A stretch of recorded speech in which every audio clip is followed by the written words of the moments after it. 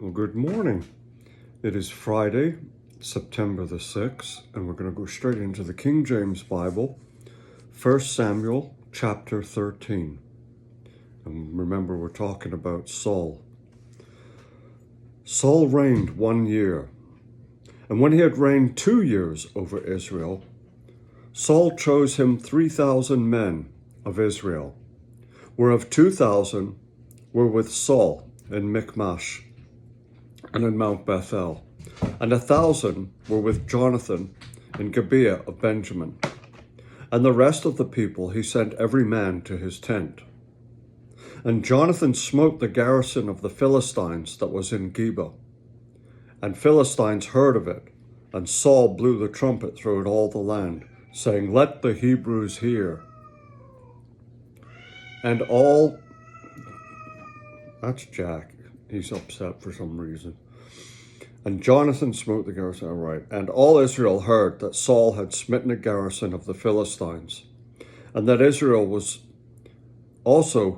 had in abomination with the Philistines, and the people were called together after Saul to Gilgal. And the Philistines gathered themselves together to fight with Israel, 30,000 chariots, and 6,000 horsemen, and people, as the sand which is on the seashore in multitude. And they came up and pitched in Michmash, eastward from Beth Aven. When the men of Israel saw that they were in a strait, for the people were distressed, then the people did hide themselves in caves and in thickets and in rocks and in high places and in pits. And some of the Hebrews went over Jordan to the land of Gad and Gilead. As for Saul, he was yet in Gilgal, and all the people followed him trembling. And he tarried 7 days, according to the set time that Samuel had appointed. But Samuel came not to Gilgal, and the people were scattered from him. And Saul said, Bring hither a burnt offering to me and peace offerings. And he offered the burnt offering.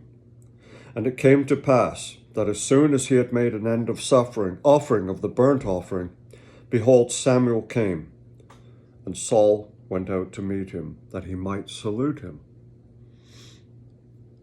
And Samuel said, What hast thou done? And Saul said, Because I saw that the people were scattered from me, and that thou camest not within the days appointed, and that the Philistines gathered themselves together at Michmash.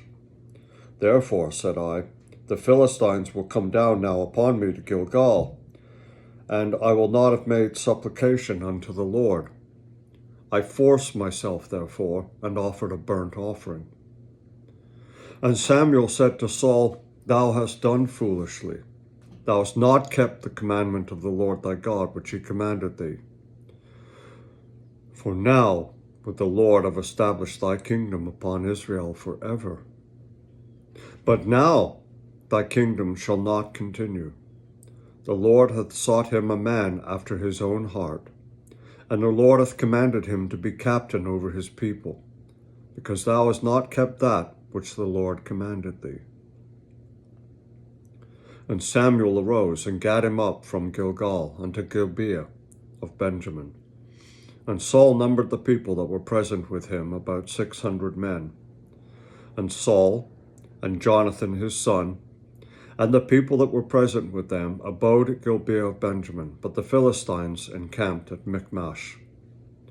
And the spoilers came out of the camp of the Philistines in 3 companies. One company turned unto the way that leadeth to Ophrah, unto the land of Shual. And another company turned away to Beth-horon, and another company turned to the way of the border that looketh to the valley of Zeboim, toward the wilderness. Now there was no smith found throughout all the land of Israel, for the Philistines said, Let the Hebrews make them swords or spears. But all the Israelites went down to the Philistines to sharpen every man his share, and his coulter, and his axe, and his mattock. Yet they had a file for the mattocks, and for the coulters, and the forks, and the axes, and to sharpen the goads. And so it came to pass in the day of battle, that there was neither sword nor spear found in the hand of any of the people that were with Saul and Jonathan. But with Saul and with Jonathan his son was there found. And the garrison of the Philistines went out to the passage of Michmash.